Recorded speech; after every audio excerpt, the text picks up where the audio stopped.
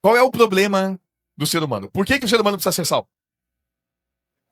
Porque o pecado, que é toda a fonte do mal, entrou em Adão. E passou a todos os homens. Esse é o problema, simples assim. Todo mundo nasce com uma natureza chamada pecado, o corpo do pecado, uma natureza adâmica. Nasce com essa natureza perversa dentro dele.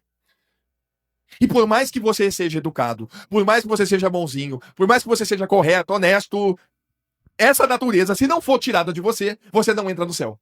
Por isso que tem muita gente que vai chegar no grande dia com todas as suas obras, dizendo, mas eu nunca roubei, eu nunca matei, eu não era que nem esse publicano. Eu jejuava, eu dava o dízimo, eu fazia tudo certo, eu não roubava, eu não matava. Não vai entrar, não conheço vocês, você não entra do céu.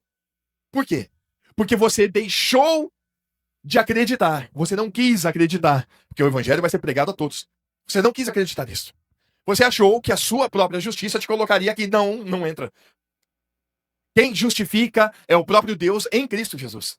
O homem precisa ser liberto dessa natureza, mesmo que você pareça que está tudo bem. Vou dizer para vocês, muitas pessoas têm dificuldade no crer no evangelho, por quê? Porque não conseguem ver essa natureza. Acham que ele está vivendo bem, que ele é uma pessoa boa, correta. Por isso que eu até entendo, me veio aqui à mente, quando Jesus falou, as prostitutas e as meretrizes entram na frente de vocês, falando para os escribas e fariseus, que talvez elas reconhecessem o mal que elas viviam. E os fariseus estavam ali e não reconheciam. Como é bom a gente poder reconhecer, independente de qualquer coisa. Agora, só Deus para dar fé, né? Para que você seja convencido do pecado. O pecado está em todo ser humano. Deus convence você, se ele convencer você de Romanos 5,12, é o suficiente. Está lá escrito. Se convencer você de Romanos 5,12, pelo menos para mim, eu acho que fica bem claro. Pelo que, como por um homem entrou o pecado no mundo, e pelo pecado a morte, assim a morte passou a todos os homens, porque todos pecaram por ela. Então, o ser humano está morto para Deus, ele não tem vida espiritual. Por isso que Jesus veio e disse assim, eu vim para que vocês tenham vida. Eu sou o caminho, a verdade é a vida. O homem não tem vida, está morto. Olha que coisa, gente. E por causa disso o homem está condenado. Está indo para o inferno. E aquele texto de Mateus 23, 33, Walter, é um texto que ele é duro. Ele não é brincadeira, não. Quando a gente realmente se permite que essa palavra faça efeito na nossa vida, olha só, serpentes, raça de víboras, como escapareis da condenação do inferno? Olha como é que Jesus é duro. Mas é assim que ele vai mostrando para todos que existe um problema seríssimo. Quem não nascer de novo, não entra no céu. Não se engane com os velórios. Não se engane com os velórios. Todo velório, todo mundo vai pro céu. Todo mundo é bonzinho. Isso não existe. Vai pro céu quem nasceu de novo. Ah, agora ele descansou. Não descansou, não. A gente só pode descansar em Cristo. Ele disse, vinde a mim e vocês vão encontrar descanso. Tem que descansar em vida.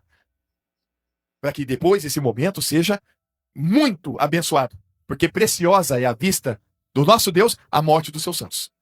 Mas quem é santo? Então é preciso nascer de novo, gente. Evangelho é novo nascimento. Como nascer de novo? Jesus prometeu que quando fosse levantado da terra, ele nos atrairia no corpo dele. Ele nos levou para a cruz. Essa é a loucura da pregação. Ele nos levou para a cruz. Você foi para a cruz com ele. Com qual propósito? Romanos 6,6. Para que o corpo do pecado que estava em mim fosse destruído. Só tem um jeito de ser destruído esse pecado. Sabendo isso, que o nosso homem velho foi com ele crucificado, para que o corpo do pecado seja, ali fala desfeito, a outra fala destruído, eu gosto mais, a fim de que não sirvamos ao pecado como escravos. Versículo 7 da RA fala, porquanto quem morreu está justificado do pecado. Ora, se já morremos com Cristo, cremos que também com ele viveremos. Evangelho é isto, é Deus me dando fé. E o que é fé? Fé é a convicção, é a certeza. É Deus me fazendo crer de uma maneira que é impossível eu deixar de crer nisso mais. Se é a minha capacidade de crer, eu posso crer hoje, mas amanhã alguém já me fala de uma outra historinha e eu não quero. Mas quando Deus dá fé, de uma vez por todas você é selado com o Espírito Santo. Você vai crer que você morreu com Jesus e Efésios 2,6 diz que nós fomos ressuscitados com ele. Novo nascimento. Eu morri com Jesus, eu fui ressuscitado com ele. É assim que a gente testemunha do batismo, né? Eu quero dizer a todos que eu creio. Então eu sou batizado nas águas dizendo, eu morri com Jesus e fui ressuscitado com ele. É assim que Deus falou para todos aqueles que creem fazer. Eu testemunho isto. Daquilo que Deus fez na minha vida. Agora, 1 Timóteo 4,1. nos últimos tempos, expressamente o Espírito diz que apostatarão alguns da fé. O que significa isso? A fé aqui, apostatarão da salvação, apostatarão do único caminho, da única forma, do único modo que Deus colocou para que uma pessoa possa ser salva. Apostasia ou apostatar é uma coisa mais profunda do que apenas deixar de ouvir.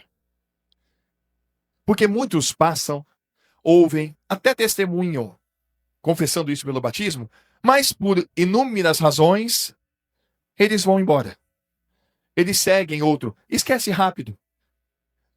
Passam a crer em outras coisas. Então, eu não vejo que isso é a apostasia.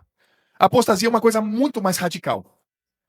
A apostasia, pelo menos para mim, tudo que a gente percebe, apostasia é a pessoa que, ela não só, ela deixa de ouvir, mas ela passa a ser contrária a isso.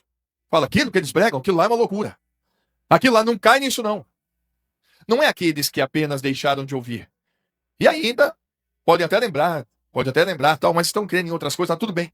Mas são aqueles que realmente vão contra o Evangelho de Cristo. Estes é que expressamente diz que haverá alguns que no final dos tempos vão apostatar da fé. Que não vão apenas sair, mas vão ser radicalmente contra. Isso é uma coisa que é difícil, né? Você pensar, uma pessoa que ouviu tudo isso, que acreditava que estava ali, e de repente, radicalmente contra aquilo que é o Evangelho de Cristo.